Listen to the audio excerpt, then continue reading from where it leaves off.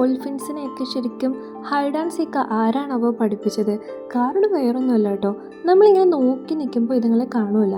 പിന്നെ നമ്മൾ ഓപ്പോസിറ്റ് ഡയറക്ഷനിലേക്ക് നോക്കുമ്പോൾ തിരിച്ച് അപ്പുറത്തെ സൈഡിലായിരിക്കും ഇതുങ്ങൾ വീണ്ടും പൊങ്ങി വരിക.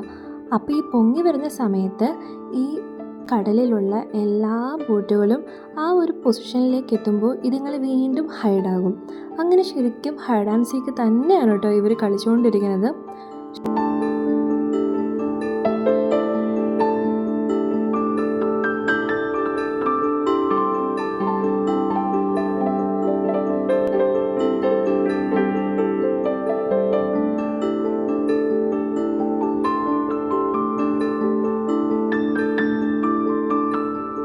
ഏകദേശം 2 മണിക്കൂറോളം ഈ ഒരു കാഴ്ച നമുക്കുണ്ടായിരുന്നു.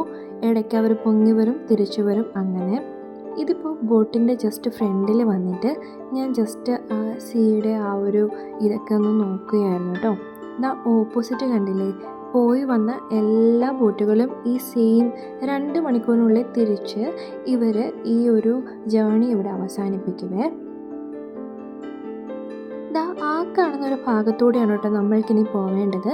അതിന് മുന്നോടിയായിട്ട് ഇവിടെ ഒരു പ്രൈവറ്റ് ഐലൻഡ് പോലെ പ്രൈവറ്റ് ബീച്ചാണ് കേട്ടോ. ഇവിടെ കുറേ നമ്മുടെ അമേരിക്കൻസും അതേപോലെ അതൊന്നുമല്ല സായിപ്പ് മദാമ തന്നെ അവരിങ്ങനെ അവിടെ നന്നായിട്ട് എൻജോയ് ചെയ്യുന്നുണ്ടായിരുന്നു.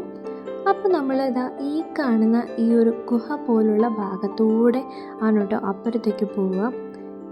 ഈ ഒരു സമയത്ത് എൻ്റെ മനസ്സിലേക്ക് ഓടി വന്നത് 2018 ഞാൻ വിയറ്റ്നാം ട്രിപ്പ് പോയിട്ടുണ്ടായിരുന്നേ.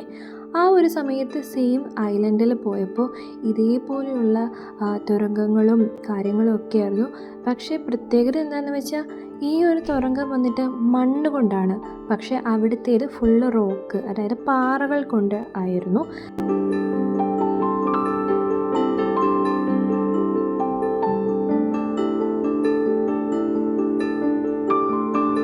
അങ്ങനെ നമ്മുടെ ഈ യാത്ര ഇവിടെ അങ്ങോട്ട് അവസാനിക്കുകയാണ് കേട്ടോ. ശരിക്കും നല്ല മെമ്മറബിൾ ആയിട്ടുള്ള ഒരു യാത്രയായിരുന്നു. അപ്പോൾ എല്ലാവരും എൻജോയ് ചെയ്തെന്ന് ഞാൻ വിശ്വസിക്കുന്നു. അപ്പോൾ അടുത്തൊരു വ്ലോഗിലൂടെ നമുക്ക് വീണ്ടും കാണാം കേട്ടോ.